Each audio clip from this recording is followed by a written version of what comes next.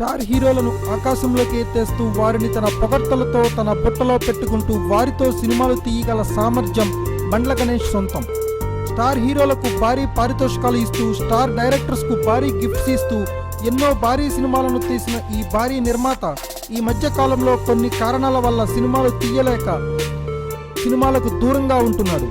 అయితే ఈ మధ్య కాలంలో వార్తలకు దూరంగా ఉన్న ఈ స్టార్ ప్రొడ్యూసర్ తిరిగి వార్తల్లోకి వచ్చాడు.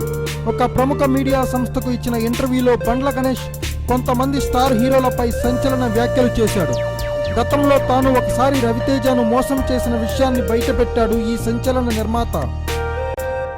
కొంతకాలం క్రితం తన వద్ద రవితేజ ఎంతో ఇష్టపడి ఒక పొలం కొనుక్కున్న విషయాన్ని బయటపెడుతూ ఆ పొలం విషయంలో తాను చేసిన పొరపాట్ల వల్ల రవితేజ మోసపోయాడు అంటూ ఒక సంచలనాత్మక నిజాన్ని బయటపెట్టాడు బండ్ల గణేష్.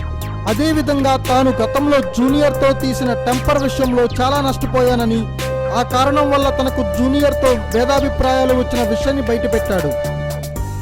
ఇదే సందర్భంలో ఈ స్టార్ ప్రొడ్యూసర్ మాట్లాడుతూ తనకు ఎప్పటికీ పవన్ కళ్యాణ్ దేవుడు అంటూ సంచలన వ్యాఖ్యలు చేశాడు.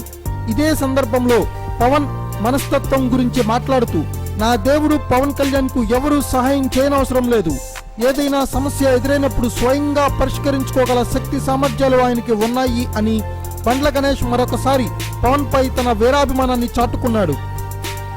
ఇదే సందర్భంలో ఒక స్టార్ డైరెక్టర్ గురించి మాట్లాడుతూ ఆ దర్శకుడు రాత్రంతా మందు కొడుతూ డ్రగ్స్ తీసుకుంటాడని, అలాంటి వ్యక్తితో పనిచేయడం అత్యంత దురదృష్టకరమని కామెంట్స్ చేశాడు. అయితే ఆశ్చర్యకరంగా ఇన్ని విషయాలు చెప్పిన బండ్ల గణేష్ ఆ స్టార్ డైరెక్టర్ పేరును చెప్పడానికి నిరాకరించడం ఇప్పుడు ఆశ్చర్యకరంగా మారింది.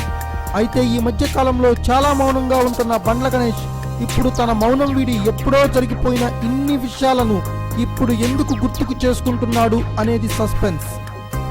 Thanks for watching. Please subscribe our channel.